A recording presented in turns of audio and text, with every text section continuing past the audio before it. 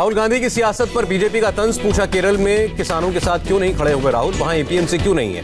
BJP का कांग्रेस पर हमला, पूछा क्या चौधरी चरण सिंह और अटल जी पर कांग्रेस ने देशद्रोह का कानून नहीं लगाया था। बीजेपी ने कहा कांग्रेस ने चौधरी चरण सिंह को भी जेल में डाला था। किसान भाई राहुल गांधी की फितरत को पहचाने।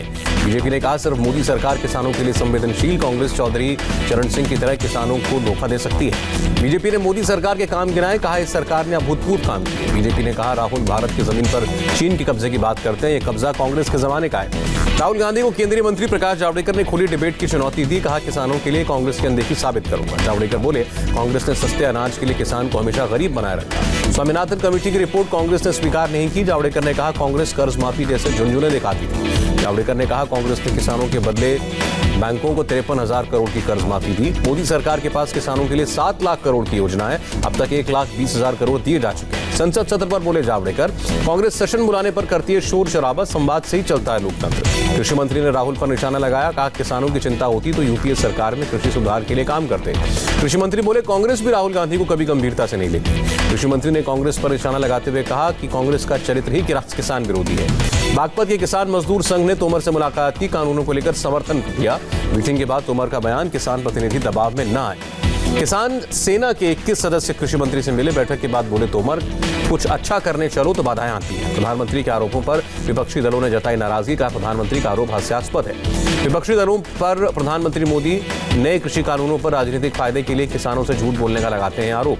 विपक्षी दलों ने कृषि कानूनों को वापस लेने की मांग की, कहा किसानों और संबंधित पक्षों से बात करे केंद्र सरकार। कृषि कानूनों के समर्थन में सड़क पर उतरे किसान सेना के लोग, महामाया फ्लाईओवर पर लगाया लंबा जाम। हरियाणा के उचाना में डिप्टी सीएम दुष्यंत चौटाला का दौरा रद्द, कृषि कानूनों के खिलाफ नाराज लोगों ने हेलीपैड के पास गड्ढा खोदा। विश्व भारती यूनिवर्सिटी शताब्दी समारोह पर कहा ममता बनर्जी, कहा मुझे कोई न्योता नहीं दिया गया।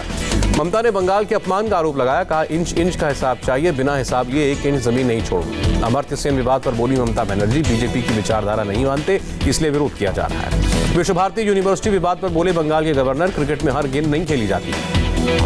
धनखड़ ने कहा जनता की भलाई के लिए संविधान में विश्वास लाना और कानून को सबसे ऊपर रखना जरूरी। बंगाल चुनाव में कांग्रेस और लेफ्ट पार्टियां मिलकर चुनाव लड़ेंगी। सांसद अधीर रंजन चौधरी ने बताया कांग्रेस ने 2016 में ममता के साथ चुनाव लड़ा था, सीएम चेहरे पर अभी फैसला नहीं। ईडीसी चुनाव के नतीजों को लेकर श्रीनगर में गुप्कार गठबंधन की बैठक, फारूक अब्दुल्ला ने कहा पहले से ज्यादा हुए ताकतवर।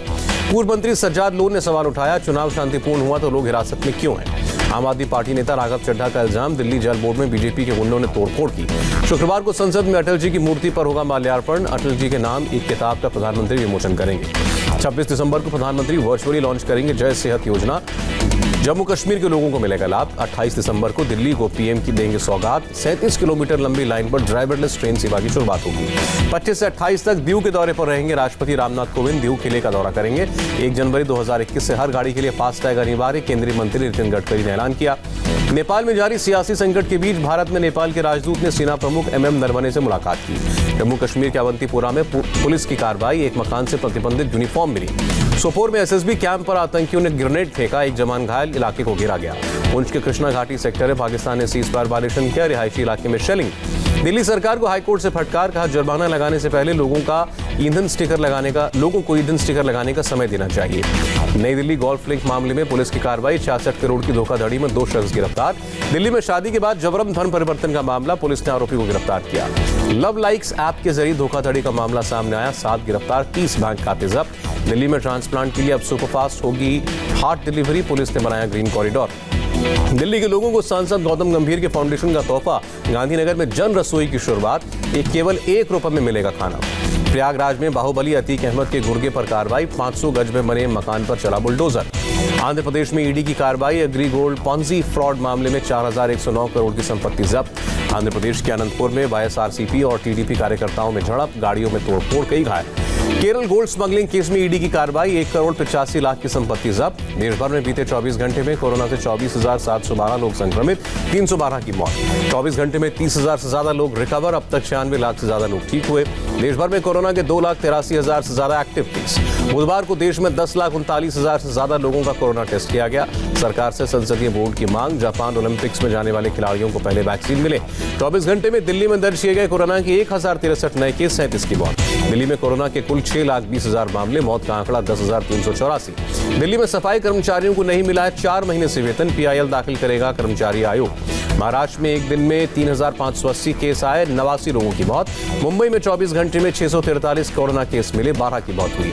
यूपी से महाराष्ट्र आने वालों को अपने खर्च पर संस्थागत क्वारंटीन में रहना होगा। महाराष्ट्र के चीफ सेक्रेटरी का बयान, क्वारंटीन हुए यात्रियों का 7वें दिन कोरोना टेस्ट होगा, टेस्ट का खर्च यात्री को ही देना होगा।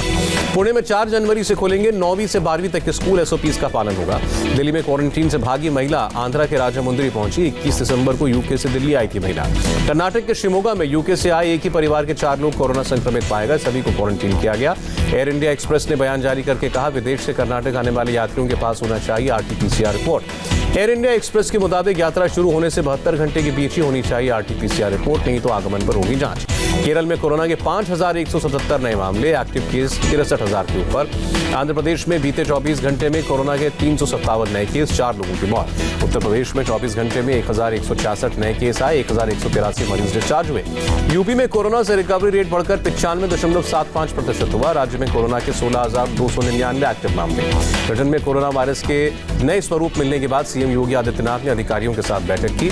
सीएम योगी ने कोरोना रोकथाम के नियमों का कड़ाई से पालन करने का निर्देश दिया। एयरपोर्ट पर सबसे ज्यादा सतर्कता बरतने की बात कही। उत्तराखंड में बीते 24 घंटे में कोरोना से 11 लोगों की मौत, 436 नए केस मिले। राजस्थान में कोरोना के 1001 नए केस, बीते 24 घंटे में 8 लोगों की मौत।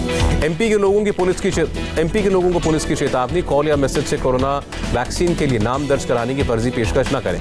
भारत ने भूटान को RT-PCR टेस्ट किट की एक और खेप सौंपी, 20,000 लोगों का होगा कोरोना टेस्ट। दुनिया में कोरोना के 7 करोड़ 92 लाख से ज्यादा केस, अब तक 17,40,000 से ज्यादा मौतें। कोरोना से निजात पाने वालों की तादाद में इजाफा, अब तक 5 करोड़ 58 लाख लोग रिकवर। क्रिसमस से पहले इंग्लैंड के डोवर में फंसे ट्रक वालों ने मांगी मदद, जमीन पर हेल्प लिखकर मदद मांगी। अमेरिका में 10 लाख से ज्यादा लोगों को दी गई वैक्सीन की पहली खुराक, मार्च 2021 तक 2 करोड़ टीकाकरण का लक्ष्य।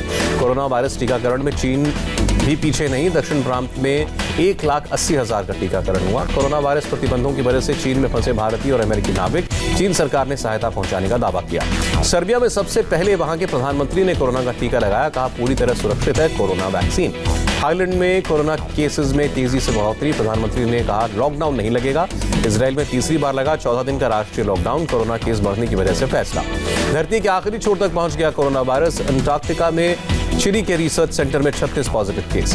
पाकिस्तानी जेल से रिहा होगा डेनियल पर्ल का हत्यारा उमर शेख, कांधार हाईजैक के बाद भारत ने छोड़ा था। इराक में अमेरिकी दूतावास पर रॉकेट हमला, ट्रंप ने ईरान को दी सैन्य कार्रवाई की धमकी।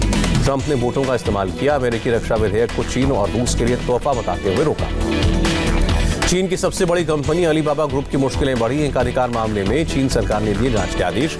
अफ्रीकी देश इथियोपिया में भीषण नरसंहार, बंदूकधारियों ने 100 से ज्यादा लोगों को गोलियों से भूना। डॉलर के मुकाबले 21 पैसे मजबूत हुआ रुपया, $1 की कीमत 73 रुपए 55 पैसे। बढ़त के साथ बंद शेयर बाजार, सेंसेक्स 529 और निफ्टी 148 अंकों की बढ़त के साथ बंद। अप्रैल 2021 में होगा IPL का आयोजन, BCCI की एनुअल जनरल मीटिंग में फैसला। BCCI की एनुअल जनरल मीटिंग में बड़ा फैसला, साल 2022 से 10 टीमें IPL में खेलेंगी। BCCI सेक्रेटरी और कोषाध्यक्ष सरकार से ICC T20 विश्व कप और 50 ओवर के विश्व कप की मेजबानी के लिए कर में छूट की बात करेंगे। और भारतीय ओलंपिक संघ से मिली हरी झंडी, तो साल 2028 ओलंपिक में क्रिकेट को शामिल करने की ICC की मांग का समर्थन करेगी BCCI।